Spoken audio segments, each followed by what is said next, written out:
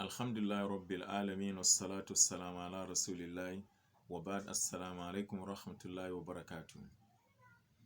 This is episode number 8 of our book Sifatul Mumina As-Sadiqa, written by Nawal bint Abdullah. May Allah subhanahu wa ta'ala have mercy on her. Today, this episode number 8 will be telling us how a true believing woman is obedient to her parents, seeking their pleasure, and will not contradict her parents as long as her parents do not instruct her to do something contrary to the Quran and Sunnah. And then she said, Innal mu'minata sadika, indeed a true believing woman, baratun biwalidayha muti'atul lahuma. She's obedient to her parents and she obeys them, she follows their instructions. She doesn't go contrary to them. Muhsinatun ilayhima, she's always good to her parents.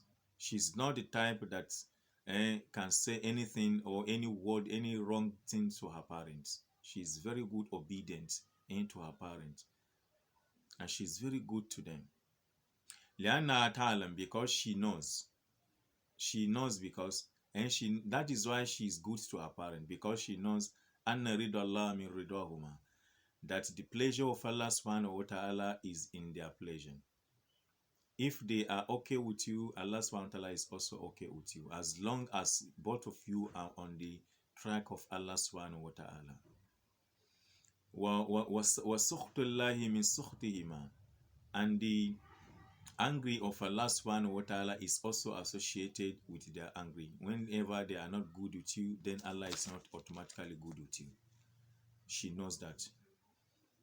وَلِأَنَّهَا تَكِفُ عِنْدَ قَوْلِ اللَّهِ تَعَالَى فِيهِمَا, because she always waits to see or to apply the saying of Allah subhanahu wa ta'ala, which it says about her parents, where Allah said that وَقَضَى رَبُّكَ أَلَّا تَعْبُدُوا إِلَّا إِيَّاهُ.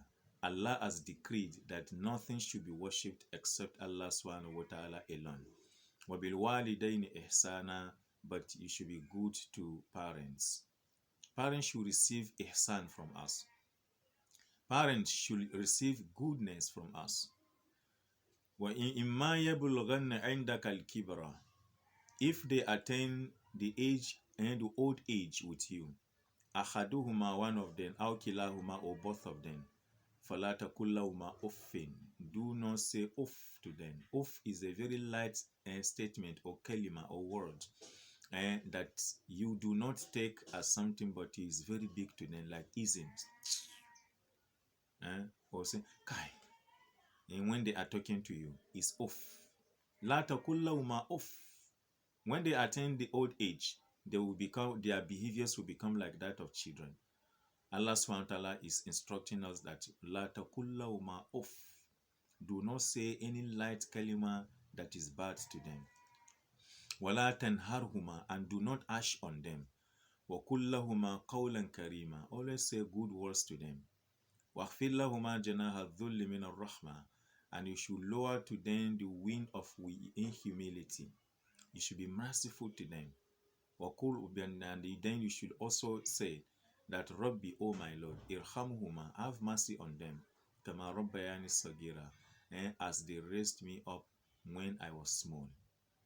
She knows that Allah instructed her to do something like this to them, and that is why she obeys them, she follows their instruction, she's good to them, and she will never disobey them. Now she said that وَنَجِدُ الْمُؤْمِنَةَ الصَّادِقَةَ, we see a true believing woman, تَقُولِ لِوَالِدَيْهَا قَوْلًا, we see a true believing woman will say a very lean statement or words, layyinan, to her parents, hasanan tayyiban, good and beautiful words, makurunan bil ihtiram wa ta'zim, and she also respects them. She sees their position as parents, no matter how she's rich, because today the narrative has changed. Rich people become parents and their parents become their children. she knows that even if she's the she must the most richest person in the world, she knows that her parent is her parent, and she treats them as her parent, and they also treat her as their children or their child. So she looks at them and she respects them. She doesn't talk wrongly to them. She doesn't shout on them. She doesn't harsh on them, whether they are old or not. And one of the duties in which she is doing to them is she will always supplicate Allah subhanahu wa ta'ala to them. Have this as your responsibility, that you will always say Rabbi irhamhuma kama rabbayani sagira, Rabbi irhamhuma kama rabbayani sagira to them every day, whether they are dead or alive. Take it as a responsibility upon yourself that a sun will not blow out and set, and without me saying this at least one time to my parents, because Allah instructed you to do that. And then the author continues that wanajidu al-muminata sadika, and we also see a true believing woman, tada'ullaha lahuma ala dawam. She prays Allah subhanahu wa ta'ala for her parents and consistently. She doesn't break, as I said. Take it as responsibility. Take it as part of your as part of your duty, daily duties, that every day I must say Rabbi irhamhuma kama rabbayani sagira, Rabbi irhamhuma kama rabbayani sagira. And this is the best dua, this is the best supplication and invocation you can do to them, because it is the instruction of Allah subhanahu wa ta'ala written down in the Quran. No dua for them is better than this. Now, the author wants to give us a story of another great sister. This great sister was born by a king of a village or a town. The name of this king is called Nuh ibn Maryam. This Nuh ibn Maryam was also the judge. He was the king and the judge, and was very influential in the town where he was the king.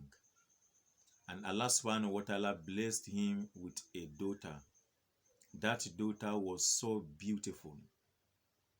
In fact, it was said that she was the most beautiful lady in that time.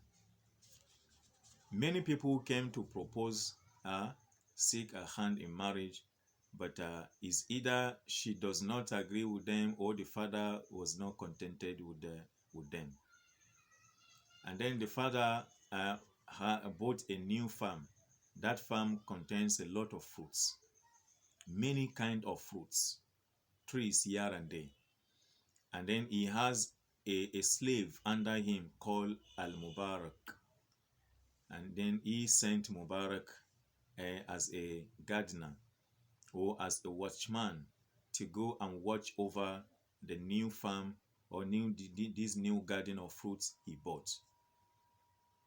When Mubarak has stayed there in the farm, watching over it for 2 months, the king went to the farm in order to see how it looks like. And then, after he has moved around the farm, he sat down under a tree, and he instructed Mubarak that give me a very sweet, fruit to eat. And then Mubarak, he himself saw one and he pointed to it. The king saw one and he pointed to it. He said, give me that one there. And then Mubarak went and plucked it. The king ate it. It was bitter, so very sour in taste. The king said, Mubarak, this one is sour. Give me another one. And then Mubarak went somewhere and plucked another one. When he plucked it, he brought it to the king. And then the king ate it, and it was bitter than the former one. The king wanted to become angry with him, but he held it. And he said, Mubarak, I asked you to give me fruit. Here you give me a sour one. The one you gave me the second time is even the worst. What is wrong with you? You have been in this farm for 2 months, or almost 2 months now. You can't dictate the bitter one and the sweet one. Mubarak said, my lord, I have been in this farm for 2 months, as you said, but you sent me here to watch over the farm. You didn't send me here to eat the fruits. Hmm. The king said, what are you saying? Do you mean since you have been in this farm, you have not tested any fruit? Mubarak said, my lord, you didn't send me here to eat anything. Your instruction when you are sending me here was that, Mubarak, go and look over the new farm I bought. So the king started thinking otherwise. Say, Kai, this guy. Okay. And Mubarak, he said, initially I wanted consulting you on something. He said, my lord, consulting me, what do you call it, a slave?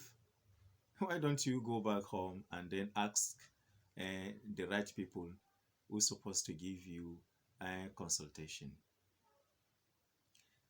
And then the king said, no, I just want you to give me advice on this matter. You know that I have a daughter, and she is one of the most beautiful ladies on this earth today.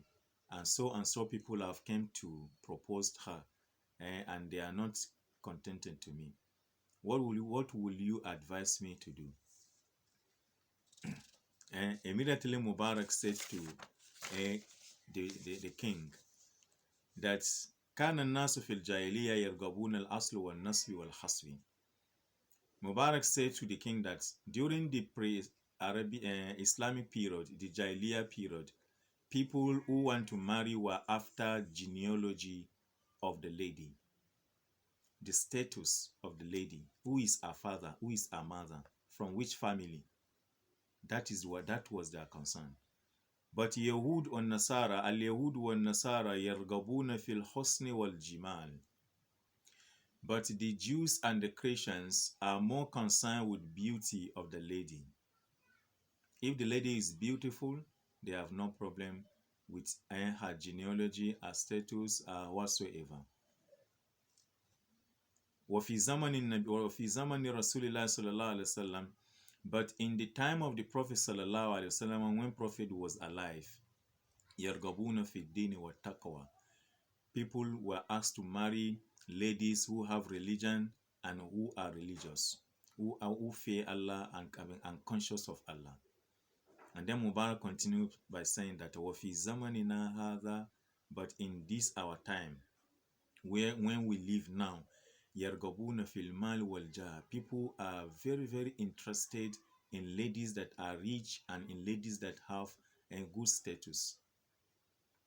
And that is why you can see them rushing to come and marry your daughter. And then Mubarak said to him that فَاخْتَرْ لِنَفْسِكَ وَلِبِنْتِكَ مِنْ هَذِهِ الْأَشْيَاءِ مَا شِئْتَ. Choose for yourself and your daughter of all of these things I have mentioned, anyone you like best.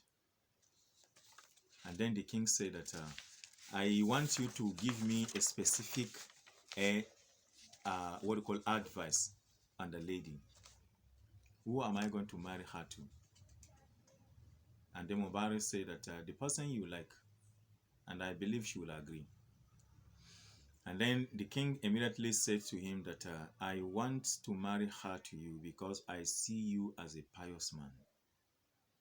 Even though you don't have money, money has nothing to do with piousness. And Mubarak said, how will a princess marry a slave? And the king said to him that if you want to marry her, just tell me. And the king called the lady, and he told her this story, that this is what happened, and I see Mubarak as the most befitting person to marry you. What do you see? And immediately she said, Ana bintuk, I am your daughter. Wa amri ilaik, all my matters are in your hands. Wala asika abadan, I will never disobey you. Subhanallah. He said, I will never disobey you. You are my father. Listen very well. Ana bintuk, I am your daughter. Wa amri ilaik, all my matters are in your hands. Wala asika abadan, I will never disobey you. Wala ukhalifuka, and I will never go contrary to you. Ana arda bima radita wuli, I agree with whatsoever you have agreed for me. a princess, and a slave.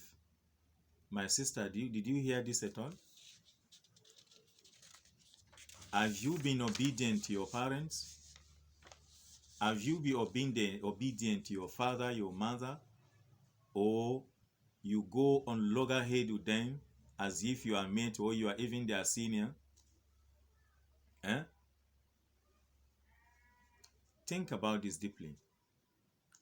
After this marriage, Allah subhanahu wa ta'ala blessed them because of the piousness of this lady with her parents and the piousness of Mubarak in terms of Amana. Allah subhanahu wa ta'ala blessed them with a child called Abdullah. Is the Abdullah known later in the history of Islam as Abdullah ibn Mubarak. Abdullah ibn Mubarak was a pious man, very knowledgeable, one of the teachers of Imam al-Bukhari. He wrote a lot of books. He wrote a lot of ahadith. He taught Al-Imam al-Bukhari too much ahadith. He fears Allah. He was very conscious of Allah subhanahu wa ta'ala, very wealthy, very pious, very knowledgeable. The result of this Abdullahi is as a result of the piousness of his parents. Be also a pious person and a good person, and Allah will bless you with good children. This Abdullah ibn Mubarak is the one that went out 1 year for pilgrimage. He was going for Hajj. And then by the road, when he has left his town, and then to another town, he saw a woman covering herself crying. She didn't know that someone was coming. When she realized that someone was coming, she stopped. And then Abdullah ibn Mubarak stopped by her and asked her that, Yarhamukillah, may Allah have mercy on you, my sister. What is wrong with you? She said, no, nothing. Nothing has wrong. Abdullah Mubarak said, nothing is wrong and you are crying? My sister, you better tell me the truth. I have never seen a rightful person, someone that is, nothing is wrong with crying. If you see someone crying, something is wrong. And then Abdullah ibn Mubarak compelled her to tell her and to tell him her story.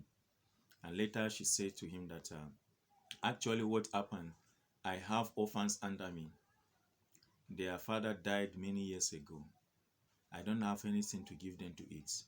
They are crying at home now. That is why I can't bear their crying, and I went out to come and stay here. Maybe I will get something to give to them. And all the money Abdullah ibn Mubarak was carrying to go for pilgrimage, he gave to her and he returned home.